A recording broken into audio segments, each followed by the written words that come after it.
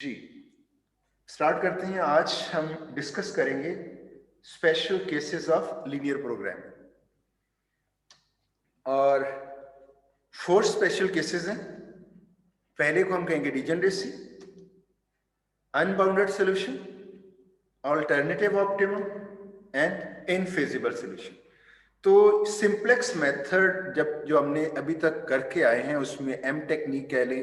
देखिए, simplex method अभी तक हम मोर देन 2 वेरिएबल्स को अलजेब्राइक वे में हमने सॉल्व किया था। अलजेब्राइक वे में, तो अलजेब्राइक वे में अगर मैं उसको डिवाइड करूं अपने प्रॉब्लम को, तो एक टाइप थी, एक केस था कि सारी की सारी कंस्ट्रेंट्स लेस देन इक्वल है। दूसरी टाइप थी कि ग्रेटर देन कंस्ट्रेंट या इक्वल कंस्ट्रेंट भी अगर आ जाए तो उसको हम एम टेक्निक से करते थे। तो 2 केसेस ही हमने अभी तक देखे हैं, less than equal to type constraint, greater than equal to और इक्वल टू टाइप कंस्ट्रेंट। तो एक को मैंने कहा था नॉर्मल सिंप्लेक्स मेथड या सिंपल सिंप्लेक्स मेथड, अपनी तरह से ही टर्म यूज कर रहा हूं। तो सिंप्लेक्स मेथड को हम कहते हैं सिंपल, और दूसरा जो थोड़ा सा वैरायटी के साथ है उसको हमने कहा था एम टेक्निक। तो आज हम उन प्रॉब्लम में जो ऑप्टिमल वे में हमारे पास आंसर आया है उसमें वो नॉर्मल था, उसमें आंसर हमारा ऑप्टिमल सोल्यूशन मिल गया था हमें। लेकिन इसके बावजूद सॉल्व करते हुए ये 4 केसेस आ सकते हैं। अगर ये 4 केसेस आए तो आपको पता होना चाहिए कि ये इसका क्या मतलब है। क्या अभी भी आपने प्रॉब्लम सॉल्व कर लिया या कोई इश्यूज अभी हैं? तो 4 इश्यूज कह लें या 4 स्पेशल केसेस कह लें जो आपके लीनियर प्रोग्रामिंग में आ सकते हैं। तो आज हम फर्स्ट केस करेंगे डीजनरेसी। 4 केसेस मैंने 1 2 3, और अभी हम डीजनरेसी की बात करेंगे। जी, मैंने बहुत सिंपल एग्जांपल ली है, और आई थिंक अब मैं उस तरह से नहीं आपको ये समझाऊंगा कि रो ऑपरेशन ऐसे होता है, ये पिवट है, इसको इसके साथ मल्टीप्लाई करें, ये 1 आ जाएगा, ऊपर नीचे कॉलम में जीरोस होने चाहिए, रो ऑपरेशन इस तरह से, वो डिटेल नहीं। क्यों? वो हम सारी डिटेल कर चुके हैं। अब सिर्फ जो हाईलाइट होगा वो इश्यू हाईलाइट होगा जो हमें फेस करना पड़ेगा, और इसलिए मैंने प्रॉब्लम भी 2 वेरिएबल लिया। क्यों? हाईलाइट करना है वो इश्यू, आपको समझाना। तो प्रोग्राम को लेंथी लेने की जरूरत नहीं थी, तो 2 वेरिएबल लिया, और कंस्ट्रेंट्स भी सिर्फ 2 लिए हैं ताकि वॉल्यूम बहुत स्मॉल रहे। हमने सिर्फ डीजनरेसी को समझना है। अब सिंप्लेक्स मेथड को सॉल्व करना, तो एजम्पशन ये है हमारी कि हम सबको आता है, मुझे भी आता है, मैंने भी सीख लिया, आपको भी आता है। अब हमने देखना कि इनके इश्यूज क्या होंगे। सबसे पहले स्टैंडर्ड फॉर्म बनाएंगे।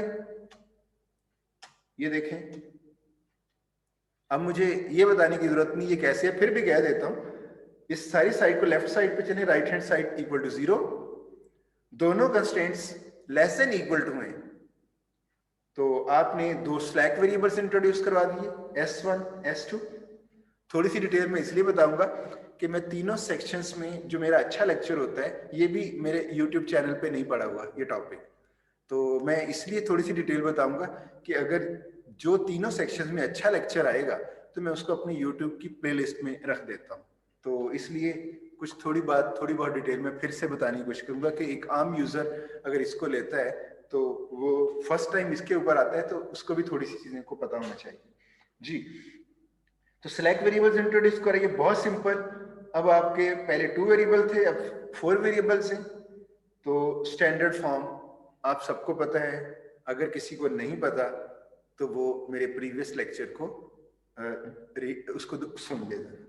नेक्स्ट आते हैं, अब स्टैंडर्ड फॉर्म में टेबल में लेके आने। टेबल बनाया, स्ट्रक्चर हमें पता है, 4 वेरिएबल्स हैं, इधर 4 वेरिएबल्स आएंगे, ये सॉल्यूशन कॉलम, ये बेसिक, राइट। और हमें पता है ये हमारा इनिशियल सॉल्यूशन क्या होगा, x1 x2 जो नॉन बेसिक है इनको 0 एज्यूम करेंगे, तो s1 इक्वल टू 8 और s2 इक्वल टू 4, राइट। और z हमारा है, क्या होगा वैसे आपसे पूछ ही लेते हैं, z क्या है? 0 है सर। 0 सर। 0, गुड। z 0 है। इसी तरह हम ये z इक्वेशन -3 -9 0 0 0 0 0, और ये जो कंस्ट्रेंट है 1 4 1 0 और 1 2 0 1, ये प्लेस करते हैं। वही प्रीवियस मेथड। हमारा प्रॉब्लम है मैक्सिमाइजेशन का। एंटरिंग वेरिएबल कौन सा होगा? -9 मोस्ट -9 नेगेटिव। का। मैंने एंटरिंग वेरिएबल पूछा था, चलिए आपने क्वेश्चन बता दिया। x2 आपका एंटरिंग, दोनों नेगेटिव क्वेश्चन है, इट मींस ऑप्टिमल नहीं है, और हमारा एंटरिंग होगा x2। और अब हम क्या करेंगे? लीविंग वेरिएबल डिसाइड करेंगे, रेशियो कैलकुलेट करेंगे। रेशियो की 8/4, 4/2, राइट? क्या नई चीज नजर आई आपको? सेम है सर। सर ये दोनों सेम आ रही है, मिनिमम कोई भी ले सकते हैं सर। हाँ, और सेम के लिए मैंने जो भी मेरा स्टूडेंट पाकिस्तान के किसी भी हिस्से में मेरा स्टूडेंट अगर होगा, उसको ये जरूर बात मैंने बताई होगी कि कहीं भी कोई चीज सेम आ जाए उसमें टेंशन नहीं है, आपके पास ऑप्शन है, वो ले लें या वो ले लें। ये मैंने हर सब्जेक्ट में, सब्जेक्ट एल्गोरिथम एनालिसिस का, मेरा अपनी स्पेशलिटी एनालिसिस ऑफ एल्गोरिथम की है। तो आपका एल्गोरिथम एनालिसिस हो, आपका डिस्क्रीट मैथ्स हो, आपका कोई भी सब्जेक्ट हो, इवन आप मैथमेटिक्स में कुछ कर रहे हैं, तो जब भी आपकी कहीं टाई आती है तो वो ब्रेक कैसी होगी? आर्बिट्रेरीली किसी को भी ले सकते हैं। जी आएगा इसको। लेकिन यहाँ पे दो चीजें हैं, मैं दोनों चीजें दिखाऊंगा। आप इसको भी ले सकते हो, ये देखें एरो दिखा दिया, और आप इसको भी ले सकते हैं लिविंग, इसको भी ले सकते हैं, एरो नजर आ रहा होगा, देखिए आप इसको भी ले सकते हैं, इसको भी ले सकते हैं। अगर हम इसको लें, अभी मैं सॉल्व नहीं कर रहा, डीजेनरेसी टॉपिक है हमारा, ये देखें टाइटल है डीजेनरेसी, और ये special case of linear programming. इसके लिए ये समझ लें, जहां रेशो में टाई आएगी वो प्रॉब्लम डीजेनरेसी वाला है। तो अब आप होगा क्या, अभी सिर्फ देख लें, अगर आप इसको लीव करते हो और इसको एंटर करते हो, इट मींस इसकी जगह पे यहां पे क्या आएगा? यहां पे क्या आएगा? x2 आएगा सर। x2 और x2 की कोई ना कोई वैल्यू कैलकुलेट होगी, मैं इसलिए इधर वैल्यू लिखा है, कोई ना कोई वैल्यू होगी। और जो दूसरा है जिसको आपने सिलेक्ट नहीं किया, जो भी वो भी लिविंग का कैंडिडेट था लेकिन आपने सिलेक्ट नहीं किया, ये कंफर्म है कि ये S2 0 होगा। ये आपने देखा होगा, आपका ये जो ये बेसिक सेक्शन है ना, बेसिक सेक्शन में जो वेरिएबल्स होते हैं वो नॉन जीरो वैल्यूज के लिए को होते हैं, और जो मिसिंग होते हैं उनकी वैल्यू 0 होती है। तो हमने कहा हुआ है कि हमारे नॉन बेसिक वेरिएबल्स की वैल्यूज 0 होती हैं, जबकि इधर क्या है, इधर तो बेसिक वेरिएबल 0 आ गया। फॉलो किया पॉइंट को? Yes sir. ठीक है। अगर मैं दूसरा डिसीजन लूं, मैंने दोनों अभी इधर किया, अगर मैं ये डिसीजन लेता लिविंग का, मैंने ये दिखा दिया, अगर ये लीव करेगा तो ये अगली आइट्रेशन में 0 होगा। लेकिन अगर मैं ये लीव करूंगा, इधर इस साइड पे एंटर होगा x2 और इसकी कोई ना कोई वैल्यू होगी, और इधर क्या होगा? s1 होगा। s1, और उसकी वैल्यू क्या आएगी? 0 0। तो ये चीज देख लीजिएगा, अगर ये चीज डेफिनेटली आप ऑब्जर्व करोगे। तो अब देखते हैं, हम कोई एक डिसीजन लेते हैं, हम करके देखते हैं कि होता क्या है। ये मैंने ये लिविंग का डिसीजन ले लिया, इसका ये लिविंग रो हो गई। अब इसकी जगह पे मैंने एंटर करना है x2, और जाहिर है ये पिवट है 4, तो सबको 4 से डिवाइड कर देने। अब इसकी डिटेल की जरूरत नहीं है, ये मेरी pivot row, new pivot row calculate होगी। मैं z भी कैलकुलेट कर सकता हूं। अब मुझे बताने की जरूरत नहीं है कैसे कैलकुलेट होगा, कोई इश्यू तो नहीं ना बताने में? बताइएगा। No sir. तो अब आपका ये जो S2 है, ये भी आप वो रो ऑपरेशन लगा के कैलकुलेट करोगे, ये 0 आएगा, माइंड में रखिएगा। अच्छा, ये चीज तो होगी, यहां तक आपको पता चल गया कि डीजेनरेसी ऑब्जर्व कैसी होगी। सर ये जरूरी है कि ये 0 ही आएगा? सॉरी, मैंने कहा डीजेनरेसी कैसे ऑब्जर्व होगी? सर पहले सेम आएगा टाइम रेशियो, फिर 0 आएगा एक बेसिक वेरिएबल। अगर आप डीजेनरेसी को गए तो ये ज्यादा कॉम्प्रिहेंसिव स्टेटमेंट है। आपका good name? Sir Abdullah, Mohammed Abdullah. Abdullah. मुझे अब वैसे स्टूडेंट्स को ना याद रखना है, जो स्टूडेंट अच्छा परफॉर्म कर रहे हैं, मुझे अब उनके नेम्स भी याद रखने हैं। अच्छा सर ये मैं यही पूछ रहा था कि ये ज़रूरी होगा कि दूसरा जो हो वो उसकी जो सोल्यूशन वैल्यू हो वो 0 है? 0 ही आनी चाहिए, बिल्कुल। और अभी मैं इसको, जो अभी इन्होंने अब्दुल्ला ने बात की है, हम कहेंगे डीजेनरेसी में जब भी टाई आएगी तो इंडिकेट हो जाएगा ये स्पेशल केस है। और वो इंडिकेशन क्या होगी, आप दोनों में किसी को भी लीव कर सकते हैं। जिसको लीव कर लिया उसका तो रिजल्ट आएगा, जिसको आपने लीव नहीं किया उसकी वेरिएबल की वैल्यू 0 आएगी। क्लियर है पॉइंट? यस सर, ये यस। ठीक है, अब हम नेक्स्ट चलते हैं इसको नेक्स्ट। फिर अभी ऑप्टिमल है या नहीं? No sir. No sir. It means ये मैंने दिखा दिया कि ये 0 आनी चाहिए। अच्छा, अब आपका ऑप्टिमल, आप फर्दर इसको करोगे सॉल्व। एंटरिंग रेशियो कैलकुलेट की, 2 divide by this, 0 divide by this. ये रेशियो एक स्टूडेंट ने मुझे ना काउंसलिंग आवर्स कभी आके ईमेल किया था मुझे कि सर अगर मिनिमम रेशियो 0 आ जाए तो उसको क्या करना है, इग्नोर करना है या क्या करना है? आप बताएं, कॉमन सेंस क्या कहती है? सर नहीं, इग्नोर नहीं करेंगे सर 0 लेंगे, मिनिमम सर 0 लेंगे। वो मिनिमम होगी। यस, वो स्टूडेंट को मैंने आंसर कर दिया था उस वक्त। तो अभी मैंने कहा सारी क्लास को भी ये डिस्कशन में आ जाए कि हमने नेगेटिव अगर रेशियो है उसको इग्नोर करना है, और अगर इन्फिनिटी है इनवैलिड उसको इग्नोर करना है। अदरवाइज पॉजिटिव जो भी होंगी उसमें अगर 0 भी आए तो वो उसको कंसिडर करना है। ये मिनिमम रेशियो यही होगी, इसको इग्नोर नहीं करना। तो इसका मतलब है ये आपकी मिनिमम रेशियो होगी और ये आपका लिविंग वेरिएबल S2। अब X1 एंटर हो रहा है और S2 लीव हो रहा है।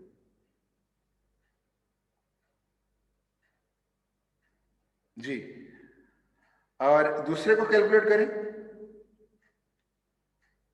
जी कैलकुलेट की, X2। आपने ऑप्टिमल आ गया या अभी भी आगे सॉल्व करना है? सर हो गया ऑप्टिमल हो गया। कोई और चीज भी नोट किया आपने? सर इसमें वो सेम है जो सॉल्यूशन वैल्यूज है? नहीं, सॉल्यूशन वैल्यू सेम नहीं है। जरा चलें कह सकते हैं किसी हद तक। मैं एक और चीज हाईलाइट करूंगा, ऑब्जेक्टिव वैल्यू इंप्रूव नहीं की। फॉलो किया आपने? Yes sir. हालांकि अगर ये नॉर्मल वे में सॉल्व हो रहा होता, नॉन ऑप्टिमल का मतलब ये है कि इससे भी बेस्ट सॉल्यूशन अवेलेबल है जिसमें जी की वैल्यू जो ऑप्टिमल वैल्यू वो इंप्रूव करेगी। और आपने एक और चीज देखी कि इसमें ये इंप्रूव इसने नहीं किया। दूसरा, एक और चीज आप देखे होगे, ये जरा इधर देखिएगा,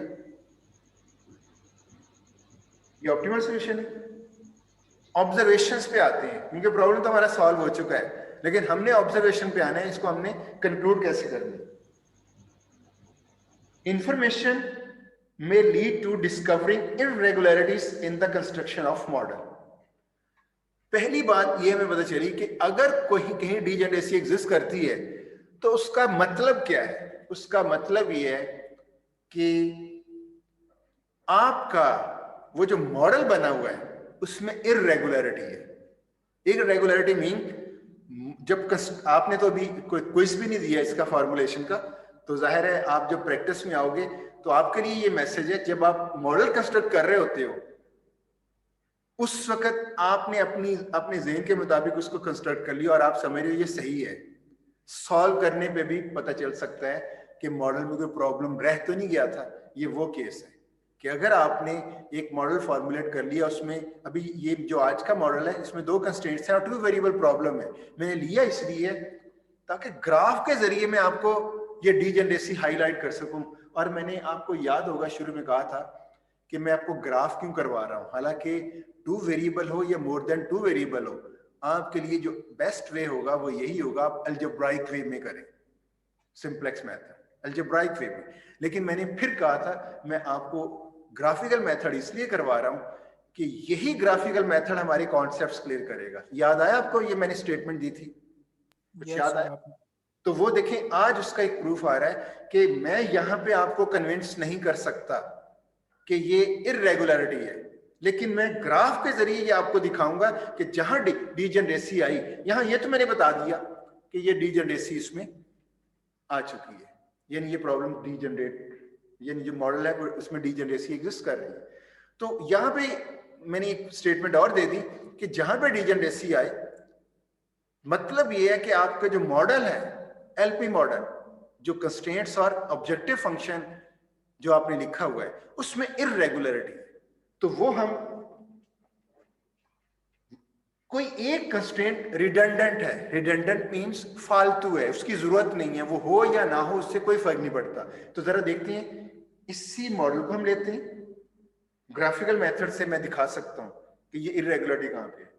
ये हमने वही मॉडल है जिसका हमने ये सॉल्व किया, जिसमें हमें जैसे टाई आई रेशियो के अंदर हमें पता चल गया कि इसमें डिजेनरेसी है, और हमने सॉल्व भी कर लिया, और मैं ये भी बता रहा हूं आपको कि ये इरेगुलरिटी है आपके मॉडल में। तो ग्राफिकली शो कर रहे हैं, ये आपके पास मॉडल है, इसका ग्राफ दिखाता हूं आपको।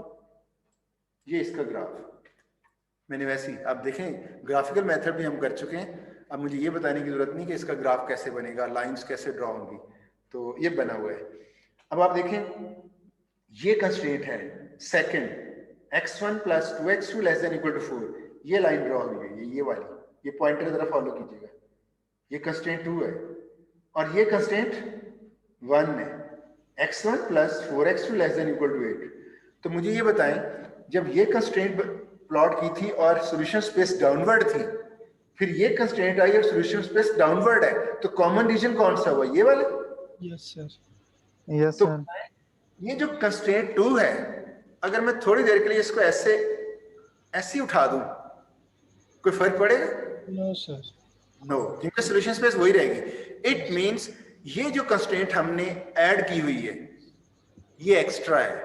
मॉडल बनाते वक्त, मॉडल फॉर्मुलेट करते वक्त हमें इस चीज का नहीं पता चलता कि कोई कंस्ट्रेंट ये ऐसी है, जैसे मैंने एक कंडीशन लगाई, रियलिटी में कुछ रिसोर्स हो सकती है, कोई मार्केट डिमांड हो सकती है, कुछ भी हो सकता है, तो मेरे माइंड में आया कि ये मार्केट डिमांड होनी चाहिए, फिर मेरे माइंड में आया ये मार्केट डिमांड भी होनी चाहिए। मुझे ये ख्याल नहीं रहता कि जो पहले मैंने मार्केट डिमांड बनाई है, ये जो दूसरी मार्केट डिमांड है, ये उसी का ही सब पोर्शन है, उसी के अंदर ही उसका सब, यानी सब सेट है उसका, यानी इसमें जो सॉल्यूशन स्पेस है वो सॉल्यूशन स्पेस का सबसेट है। अगर ये मॉडल फॉर्मुलेशन पे इसका नहीं पता चलता, तो उसमें होता क्या है, आप दोनों कंस्ट्रेंट ऐड कर देते हो मॉडल में, तो ग्राफिकल मेथड से अगर सॉल्व करोगे तो साफ पता चल जाएगा कि अगर जो दो आपने मार्केट डिमांड्स बनाई हैं, उसमें एक मार्केट डिमांड आपने जो बनाई है वो वही बात है जो उसमें है, तो उसको हटा भी दें, एक ही मार्केट डिमांड दोनों चीजों, उनमें से एक ऐसी मार्केट डिमांड है जो दोनों को कवर कर रही है, उसको अपने आप को भी कवर कर रही है, दूसरों को भी, तो आपको उसको प्लॉट करने की जरूरत नहीं है। इसी तरह रिसोर्सेस की भी बात हो सकती है कि आपने दो कंस्ट्रेंट्स बना ली, हालांकि एक कंस्ट्रेंट ही काफी थी। बात समझ में आई? Yes sir. अच्छा, तो ये मॉडल फॉर्मुलेशन में ये चीज का नहीं पता चलता, लेकिन जब हम 2 वेरिएबल अगर है तो ग्राफ में हमें फौरन नजर आ जाएगा। जैसे मुझे साफ नजर आ रहा है ग्राफ में कि आपकी एक कंस्ट्रेंट रिडंडेंट है, तो इट मींस ये जो मॉडल आपने बनाया हुआ है, ये जो कंस्ट्रेंट है ये वाली लेस देन इक्वल टू 8, इसको मैं अगर डिलीट भी कर दूं कोई प्रॉब्लम नहीं। तो ये इरेगुलरिटी, एक कंस्ट्रेंट एडिशनल आ जाना, आप कह तो सकते हो कि इसमें क्या इशू है, एक कंस्ट्रेंट एक्स्ट्रा आ गई, लेकिन प्रॉब्लम तो कोई फर्क नहीं है, बड़ा हमें ऑप्टिमल आंसर मिल गया, बिल्कुल ठीक है, बात आपकी ठीक है। कोई अगर आपने 8 बाइट का वेरिएबल लिया, 2 का लेना था 8 का ले लिया, नो इशू।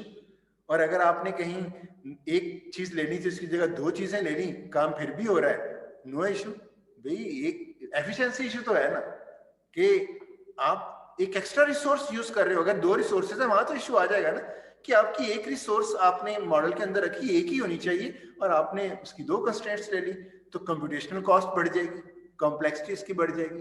तो जो अच्छे लीनियर प्रोग्रामर्स हैं उनके लिए ये एक्सेप्टेबल नहीं है। आपका मॉडल नीट एंड क्लियर होना चाहिए, एफिशिएंट। आपकी जो आप मॉडल जो फॉर्मुलेट कर रहे होते हैं, उनके एक्सपर्ट्स जो हैं उनके लिए ये चीज एक्सेप्टेबल नहीं है। तो इट मींस ग्राफिकली ये विजुअलाइजेशन इस तरह से होगी, और अलजेब्राइक वे में विजुअलाइजेशन कैसे होगी जी?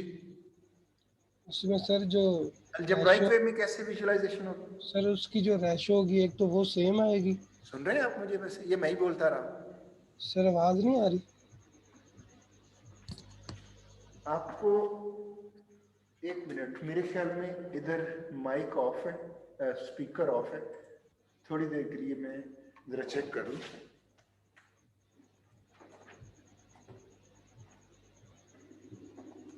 जी आप बताइएगा। सर आवाज आ रही है? हाँ अब आ रही है, जी बताइए। सर एक तो सर इसकी जो रेशो होगी ना वो सर सेम आएगी, जी और सेम आएगी, दूसरा और एक बेसिक वेरिएबल अगली आइटरेशन में 0 हो जाएगा, राइट। यस यस तो अलजेब्राइक वे में इसका, तो आप देखें इस चीज का आपको पता होना चाहिए कि अगर डीजेनरेसी आ जाए तो इररेगुलर आपका जो मॉडल है उसमें इररेगुलरिटी है, और वो कोई एक कंस्ट्रेंट रिडंडेंट जरूर हो। सर एक क्वेश्चन था जी सर, अगर हमारे जो बेसिक वेरिएबल्स हैं वो 3 हैं या 4 आ गए हैं तो सर उसमें भी सबकी रेशो सेम आएगी? नहीं, उसमें आपका क्वेश्चन बड़ा वैलिड है। उसमें ये है किसी दो की? नहीं, किसी दो की नहीं, दो की रेशियो सेम है लेकिन वो मिनिमम नहीं है, वो तो कोई इश्यू नहीं है ना। लिविंग के लिए अगर ये इश्यू आता है tie, point clear? Yes sir. मैंने वैसे इस एंगल से सोचा नहीं था, आपने अच्छा किया क्वेश्चन कर दिया, और वो मैसेज भी उसका आंसर भी रिकॉर्डिंग में आ गया कि अगर आप 3 वेरिएबल हैं, ये 4 वेरिएबल है, और उसमें मिनिमम जो है वो 2 ऐसे हैं जो दोनों मिनिमम और सेम है, तो फिर हम कहेंगे ये डीजेनरेसी इसमें आ चुकी। क्लियर हो गया पॉइंट? और फिर सर जब उसे थोड़ा सा सॉल्व करेंगे नेक्स्ट में सर उनकी जो सॉल्यूशन वैल्यूज होंगी, एक सर कोई भी एक वैल्यू होगी, कांस्टेंट होगा, एक जीरो होगी, दूसरा 0 आ जाएगा। ठीक होगा। ठीक है, और अब मैंने करके नहीं देखा, वैसे आपका ये भी क्वेश्चन हो सकता है, वो जाहिर है आप खुद करके उसको टेस्ट कर लीजिएगा। अगर 3 वेरिएबल और तीनों ही मिनिमम हो और तीनों सेम आ जाएं, तो फिर एक की तो वैल्यू आएगी, दूसरी 2 की 0 होगी, या एक की 0 होगी, ये आप टेस्ट करके देख लीजिएगा। बाय डेफिनेशन दूसरी दोनों की 0 होनी चाहिए। बहरहाल थ्योरेटिकली बता रहा हूँ, जब आप करके देखेंगे ये कोई ऐसी सिचुएशन आएगी आपके माइंड में, वो जैसे ये केस सामने आएगा पिक्चर क्लियर हो जाएगी। No issue. Yes sir. अगली ऑब्जर्वेशन पे आते हैं। अच्छा एक और चीज है, अब आपके पास कोई एफिशिएंट टेक्निक नहीं है ये रिडंडेंट कंस्ट्रेंट्स को टेबल के अंदर डिटेक्ट करने की, सिर्फ एक ही है। आपने देखा जी मिनिमम रेशियो सेम आ गई, मे बी ये 10 आइट्रेशंस का प्रॉब्लम हो, और ये डीजेनरेसी कहीं सेकंड लास्ट आइट्रेशन में कहीं मिनिमम रेशियो सेम आ जाए, तो कोई एफिशिएंट वे इसका अभी तक नहीं है ये डिटेक्ट करना कि ये जो कैसे हमें पता चलेगा कि बल्कि कहना ये चाह रहे हैं कि कौन सी कंस्ट्रेंट रिडंडेंट है, उसका कोई एफिशिएंट वे नहीं है, शायद यही मतलब। ठीक है, no efficient technique to identify redundant constraint directly from table. देखें इधर से ये 0 आएगा या दूसरा 0 आएगा, तो आपको तो नहीं पता चलेगा कौन सी कंस्ट्रेंट रिडंडेंट है। फॉलो किया इस पॉइंट को? Yes sir. तो इसका मतलब है ग्राफ बता रहा है जी, ग्राफ साफ बता रहा है, ग्राफ बता रहा है, लेकिन ग्राफ 2 वेरिएबल का है ना।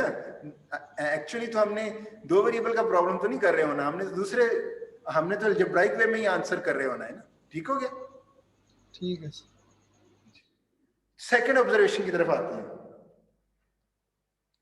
Algebraic table shows both iteration last and second last. जरा बताएं क्या चीज आप लास्ट और सेकंड लास्ट में कुछ सिमिलर देख रहे हैं? या आप में से एक स्टूडेंट ने एक ने क्वेश्चन किया भी था, आंसर दिया था। Same solutions? Yes sir, same solutions मैंने कहा। जरा नोट करें सेम सॉल्यूशन। इसमें x1 मिसिंग है, मैं सेकंड लास्ट और लास्ट की बात कर रहा हूं। यस। x1 मिसिंग है, क्या वैल्यू होगी उसकी? x1 की वैल्यू क्या होगी? 0। x2 की वैल्यू 2। s1 की वैल्यू क्या है? s1 8 sir. s1 0 sir. Missing है, मिसिंग वेरिएबल 0। s2 0, तो दोनों सिलेक्ट वेरिएबल 0 हैं। ये देख लिया आपने। इसके अंदर क्या है ये देखें, x1 0, ये मैंने ब्लैक किया हुआ है जो नॉन बेसिक है, और जिसको मैंने ब्लू किया वो बेसिक है। ये मिसिंग था x1 0, ये मौजूद है। सेकंड लास्ट आइटरेशन की बात कर रहे हैं। Basic variable value 2, s1 missing है, मैंने ब्लैक में रखा 0, और बेसिक वेरिएबल s2 जो कि बेसिक होने की वजह से 0 है, और z आपकी 18 है। यही पिक्चर आपको लास्ट में मिलेगी x1 ये इधर मौजूद है 0, x2 2 वही है, सिर्फ एक फर्क पड़ा है, बेसिक और नॉन बेसिक बिहेवियर चेंज हुआ है। नोट कर रहे हैं? Yes sir. देखिए यहाँ पे ये नॉन बेसिक था ब्लैक में, यस सर, कंप्लीटली चेंज हो गया। नहीं वैल्यू सेम है, वैल्यू सेम है सर, जो बेसिक नॉन बेसिक जो वेरिएबल्स हैं वो चेंज हुए हैं। पहले सर x1 और वेरिएबल्स s2 चेंज था। हुए हैं। नहीं देखें बात सुने, मैं जब भी मैंने सोल्यूशन देना होता है मैंने सारे वेरिएबल्स बताने होते हैं, तो सारे वेरिएबल्स में x1 0 इधर भी है, ये लास्ट आइटरेशन है, ये सेकंड लास्ट है, x1 0 x1 0, x2 2 x2 2, s1 0 s1 0, s2 0 sorry ये s1 नहीं s1, ये जरा तरतीब थोड़ी सी इधर हो गई है, तो सेम है। देखें इवन ऑब्जेक्टिव वैल्यू भी सेम है, तो मतलब है जहां पे ये डीजेनरेसी है तो इसमें ये जो सेकंड लास्ट और लास्ट आइटरेशन में सॉल्यूशन आपके सेम आ रहे हैं। जहां आपको नजर आ रहा है कि आपकी ऑप्टिमल वैल्यू इंक्रीज नहीं हो रही, वो दोनों सॉल्यूशन सेम आएंगे। सिर्फ फर्क क्या होगा? फर्क सिर्फ ये होगा कि बेसिक और नॉन बेसिक उनकी कैटेगरी चेंज हो रही है, तो आपको इससे कोई गर्ज नहीं होगा उनकी कैटेगरी चेंज, आपको तो वैल्यू से गर्ज है। तो आपका असल में देखा जाए सिर्फ आइडेंटिकल वैल्यूज एक आपको मिल रही हैं, दूसरा differing only in basic and non basic categorization of the variables. Point clear हुआ? Point clear? यस सर, बिल्कुल। तो आप इधर तो मैंने सिर्फ कैटेगरी का कहा कि आपके माइंड, आप अच्छे प्रोग्रामर हैं, कम से कम आपको ये जरूर पता होना चाहिए कि कैटेगरी चेंज हो गई है। लेकिन अगर आप इस हद तक भी आपको पता चल गया कि जी ये सॉल्यूशन चेंज नहीं होगा, वैल्यूज जो पहले है वही अगली आइटरेशन में होगा, ये तो पता चल चुका है ना? Yes sir.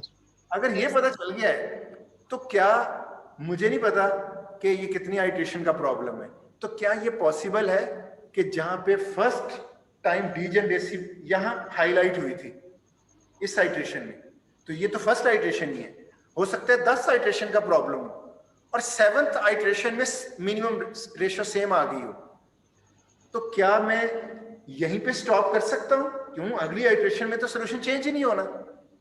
तो क्या मैं जहां पे डीजेनरेसी मेरी हाईलाइट हुई है तो मैंने सिर्फ उसकी अगली आइटरेशन कैलकुलेट की है और करने के बाद ये नॉन ऑप्टिमल है, ये देखें नेगेटिव साइन है, लेकिन मुझे पता है कि आगे ना तो ऑब्जेक्टिव वैल्यू चेंज होनी है ना सॉल्यूशन वैल्यू चेंज होनी है, तो क्या मैं नॉन ऑप्टिमल होते हुए भी स्टॉप कर सकता हूं? ये क्वेश्चन। यस सर, हो कर सकते हैं आई थिंक सर, क्योंकि हमने तो मैक्सिमम जी कैलकुलेट अगर करनी हम होती है ना। सर अच्छा। रूल को देखें तो रूल तो नहीं ना हो रहा, क्योंकि वो नेगेटिव वैल्यू आ रही है x1 की। राइट। अच्छा, इसको हम वाइंड अप पता कैसे स्टेटमेंट से करेंगे? आपकी 10 आइटरेशन है, 7th आइटरेशन में ये डिटेक्शन होती है, ये 4th आइटरेशन में डिटेक्शन होगी, तो आप अगला सॉल्यूशन आपका सेम होगा, तो क्या थ्रू आउट सेम चलेगा? ये जरूरी नहीं है। क्यों? ये जो डीजेनरेसी होती है बाज दफा वो टेम्पोरेरी होती है और बाद में वो उससे निकल आता है प्रॉब्लम, तो इसका मतलब है इंप्रूव, अगर आपका ऑप्टिमल आंसर नहीं है तो आपने ऑप्टिमल तक जाना है। क्यों? आपको नहीं पता कि ये टेम्पोरेरी है या परमानेंट है। इस केस में ये टेम्पोरेरी नहीं थी, तो इसलिए आप स्टॉप कर देखिए, आपने देख लिया ऑप्टिमल लेवल तक भी सॉल्यूशन चेंज नहीं हुआ, तो ये टेम्पोरेरी नहीं थी, लेकिन टेम्पोरेरी हो सकती है। अगर टेम्पोरेरी है तो इट मींस फिर आप इसको नहीं स्टॉप कर सकते, आपने सॉल्व ही करना है। क्लियर हो गया पॉइंट? No issue. लेकिन सर ये समझ नहीं आ रही ना कि हम कैसे पता लगेगा हमें कि ये टेम्परेरी है या नहीं है। तो मैं यही कह रहा हूं कि नहीं पता चलेगा, तो आपने जो मैं अभी स्टेटमेंट दी थी ना कि रोक दिया जाए, मैं वो वापस ले रहा हूं स्टेटमेंट, मैंने कहा इतना नहीं नहीं रोक। है सारे सर steps। मतलब ये है कि अभी हमने जो ग्राफ से किया है हमें उस वक्त पता चला कि ये टेम्परेरी नहीं है तो हमने उसे रोक दिया, नहीं तो अदरवाइज हमें सारा क्वेश्चन मुकम्मल करना पड़ेगा। आपको मैं स्टेटमेंट दे रहा हूं, आपने हर हाल में कंप्लीट करना है। ओके सर, मैं तो स्टेटमेंट दे दी है स्ट्रेट फॉरवर्ड। अच्छा, ठीक है सर, थैंक यू। अब हम आते हैं, ये तो मैंने बता दिया कि ये स्टॉप नहीं किया जा सकता जी। नेक्स्ट ऑब्जर्वेशन 3, लेक्चर में 2 मिनट्स रह गए। ऑब्जर्वेशन 3 ये है कि सर्कलिंग और साइकिलिंग ये भी एग्जिस्ट कर सकती है। इसको जरा अंडरस्टैंड करना है, सर्कलिंग और साइकिलिंग क्या है। आपका ये पॉसिबिलिटी है आपके प्रॉब्लम में कि आपका सॉल्यूशन ऑप्टिमल भी नहीं है, और जब अगली आइट्रेशन आप लेके जाते हो तो ये भी पॉसिबल है कि वो इंप्रूव भी ना हो।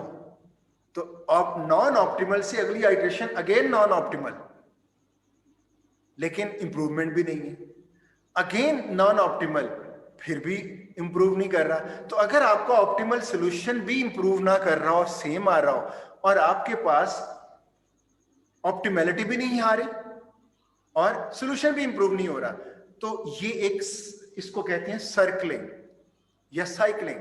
तो ये अगर आपको फेस करना पड़े, सर्कलिंग या साइकिलिंग आ जाए, अब तो आपको कुछ ना कुछ करना पड़ेगा। अब क्या करेंगे? रोक देंगे सर। आप अक्सर प्रोग्रामिंग में, मुझे अब एग्जांपल याद नहीं है, जब मैं प्रोग्रामिंग करवा रहा था बहुत अरसा पहले तक, प्रोग्रामिंग करवाना छोड़ दी है, अब वो दूसरे अच्छे सब्जेक्ट्स ले लिए उससे भी। तो मैं प्रोग्रामिंग में स्टूडेंट्स को ये बताता होता था, अब मुझे सिचुएशन नहीं पता, अगर ऐसी सिचुएशन आ जाए तो आप उसको बाय फोर्स उस चीज को रोक सकते हैं। तो अगर ऐसी सिचुएशन इधर आ जाए साइकिलिंग या सर्कलिंग, कि आप ऑप्टिमैलिटी भी नहीं आ रही और आपको ये तो नजर आ जाएगा ना कि सॉल्यूशन इंप्रूव नहीं किया, एक दफा देखा सॉल्यूशन इंप्रूव नहीं हुआ, ऑब्जेक्टिव वैल्यू वही है, नॉन ऑप्टिमल, अगेन आपने उसको एंटरिंग और लीविंग किया, फिर नॉन ऑप्टिमल ही रहा लेकिन इंप्रूव नहीं किया। तो ये सिचुएशन अगर आगे आनी शुरू होगी, 3-4 दफा आई, तो समझ लें ये साइकिलिंग है और ये फर्दर आगे इंप्रूव नहीं होगा, तो आप उसको वहीं पे ही स्टॉप कर दो। मैनुअली तो आप अगर पेपर पे कर रहे हो फिर तो आप स्टॉप कर देते हो, लेकिन अगर आप प्रोग्रामिंग के थ्रू इसको सॉल्व कर रहे हो, उसको तो नहीं पता चलेगा। तो फिर जो साइंटिस्ट हैं उन्होंने कोशिश की कि क्या ऐसी सिचुएशन को आके प्रोग्रामिंग वाइज भी इससे निकला जा सकता है या नहीं, इसको रोका जा सकता है या नहीं। वो रोका जा सकता है, लेकिन वो इतनी कॉम्प्लेक्स एल्गोरिदम हो जाता है कि वो इस एल्गोरिदम को स्लो डाउन कर देगा। यानी अगर किसी ने ये कोशिश की कि जी प्रोग्राम ऐसा बनाए, मैनुअली तो आपका सोल्यूशन आपको मिल गया कि आप रोक दें, वही आपका आंसर है, फर्दर इंप्रूव ही नहीं हो रहा। तो लेकिन अगर आप इसका कंप्यूटर सोल्यूशन की तरफ आते हो तो ऐसा एल्गोरिदम बनाया जा सकता है कि जहां डिटेक्शन होगी कि साइकिलिंग आ गई है तो आप उसको बाई फोर्स रोक दें, लेकिन उस साइकिलिंग को डिटेक्ट करने के लिए एक अच्छी खासी कॉम्प्लेक्स एल्गोरिदम बन जाता है। तो इसलिए ऑपरेशन रिसर्च की जो कम्युनिटी है उन्होंने इसका एल्गोरिदम दिया ही नहीं है रोकने का। रीजन क्या बताई? रीजन ये दिया है, ये साइकिलिंग और सर्कलिंग प्रैक्टिकली बहुत रेयर है, ऐसा चांस कोई 100 में से एक आध बार ही आएगा साइकिलिंग और सर्कलिंग का। तो जब एक आध बार आएगा तो क्यों आप इस एल्गोरिदम के अंदर एक कॉम्प्लेक्स एल्गोरिदम इंपोज कर दे? क्योंकि आप सिंप्लेक्स, आप सिर्फ इसको डिटेक्ट करने के लिए नहीं बना रहे, आपका एल्गोरिदम तो सिंप्लेक्स मेथड है, सिंप्लेक्स मेथड ऐसा दे रहे हो जिसमें सारे इश्यूज रिजॉल्व हों। तो आप तो अपना नॉर्मल प्रॉब्लम को भी मुश्किल में डाल रहे हो ना, कि हर लेवल पे टेस्ट कर रहे हो कि जी इसकी ऑप्टिमल वैल्यू इंप्रूव हुई है या नहीं, हालांकि उसमें साइकिलिंग और सर्कलिंग या इवन डीजेनरेसी में नहीं है, फिर भी वो टेस्ट पे कर रहे हैं। तो आपका एक आम प्रॉब्लम 99% जिसके चांसेस हैं उसके ऊपर आपने एक एक्स्ट्रा चेक लगा दिया कि वो टेस्ट करता रहे, तो ये ज्यादती है। तो इसके लिए हम ये कहेंगे कि ये क्योंकि बहुत रेयर है तो इसको वैसे ही इसको हैंडल नहीं किया गया। जी पॉइंट क्लियर हुआ? Yes sir. तो साइकिलिंग भी आप, इसमें होता क्या है, इंप्रूव भी नहीं कर रहा ऑब्जेक्टिव वैल्यू और ऑप्टिमैलिटी भी सेटिस्फाई नहीं कर रहा। इट मींस ये साइकिलिंग और सर्कलिंग है। Although there are methods for eliminating cycling, these methods lead to drastic slowdown in computation. मैंने नोट्स इसलिए लिख दिए कि आपको स्लाइड भी दे रहा हूँ कि चीजें आपके पास रिकॉर्ड में भी आ जाए, सिर्फ वर्बल स्टेटमेंट के साथ मटेरियल भी होगा। For this reason, most LP codes do not include provisions for cycling, relying on the fact that it is a rare occurrence in practice. I think आज का लेक्चर आपने अंडरस्टैंड किया हो। जी, कोई इशू तो नहीं? सर जब आप कह रहे हैं कि सर वो अरे एक मिनट, अगर जिनकी नेक्स्ट क्लास है वो लीव कर सकते हैं, और जो क्वेश्चन करना चाह रहे हैं क्वेश्चन रिकॉर्डिंग में, ये मैं क्वेश्चन ले आऊंगा, जो लीव करेंगे उनको भी रिकॉर्डिंग में ये क्वेश्चन मिल जाएगा, नो इशू। जी, क्वेश्चन कर सकते हैं आप। सर आप कह रहे हैं ना कि इसको हम नहीं डालते क्योंकि हमारा कम्प्लेक्स हो जाता है वो जो हम सिस्टम बनाते हैं, तो सर इसको फिर पढ़ने का क्या मतलब, क्यों हम कर रहे हैं जब हम इसको उसमें। इसको देखा क्यों है? Yes sir. इसको इसलिए देख रहे हैं, इसको इसलिए देख रहे हैं कि 100% में से 1% तो चांस है ना, अगर वो आ गया तो आप में एक अच्छे लीनियर प्रोग्रामर में और एक दूसरे में क्या फर्क रह जाएगा? आप तो कहेंगे ये क्या हो गया, आप परेशान हो जाएंगे। तो आपको परेशानी से बचाने के लिए जो एक्सपर्ट्स होंगे, फर्ज करें आपका एक जो कह लेंगे सबॉर्डिनेट है, आप बॉस हैं, आपको मैंने ये बताया हुआ है, उसके टीचर ने ये बात बताई नहीं है, ऐसे एज्यूम कर लें, तो वो आपके पास आता है कि सर ये क्या हो रहा है। अगर आपको भी ना पता हो तो शर्मिंदगी वाली बात तो होगी, और अगर आपको पता है और आप उसको बताओगे तो वो कहेगा यार वाकई बॉस है। समझ आए इस बात की? Yes sir. इसमें से फिर क्वेश्चन किस तरह के आ सकता है? ये क्वेश्चन ये सिर्फ आपको एक बताया है कि अगर इस तरह से कोई आए, फर्ज करें साइक्लिंग आ जाती है, तो आपको पता चल जाता है कि आपका इंप्रूव भी नहीं। आप देखिए, आपको मैं असाइनमेंट देता हूँ मिड में या एग्जाम में, तो आप ये नहीं दे सकते कि लेंथी हो जाएगा। फर्ज करें मैं असाइनमेंट देता हूँ और ऐसा ही क्वेश्चन दे देता हूँ और उसमें आपका इंप्रूव ही नहीं हो रहा, चले मैं जानबूझ के नहीं दिया, वैसे ही ऐसा प्रॉब्लम मुझसे बन गया, वो आपको मिल गया, और उसमें ना तो वो इंप्रूव हो रहा है, ना वैल्यू ऑब्जेक्टिव वैल्यू इंप्रूव हो रही है, ना ऑप्टिमैलिटी आ रही है। अब बताएं, आप कहेंगे सर ने तो मुझे ये बताया ही नहीं था। उस वक्त तो आपके पास होगा ना कि आपको ये क्लियर है सिचुएशन। और फर्ज करें आप चैलेंज समझ लेते हो कि मैंने इसको सॉल्व करना है, तो आप पूरा 1 हफ्ता लगाते हो और 100 आइटरेशन तक कर लेते हो, फिर भी इंप्रूव नहीं करता। फिर आप कहोगे या तो सर को नहीं प्रोग्रामिंग आती या सर ने बताया नहीं है। ये मेरे ख्याल में ये स्टेटमेंट उस वक्त आपके काम आए। मेरा इसका देखिए, एक चीज है जो 1% एग्जिस्ट करती है, वो आ सकती है, आए तो कम से कम ये तो ना पता चले कि ये जी ये क्या चीज सिचुएशन आज, राइट? कोई और क्वेश्चन?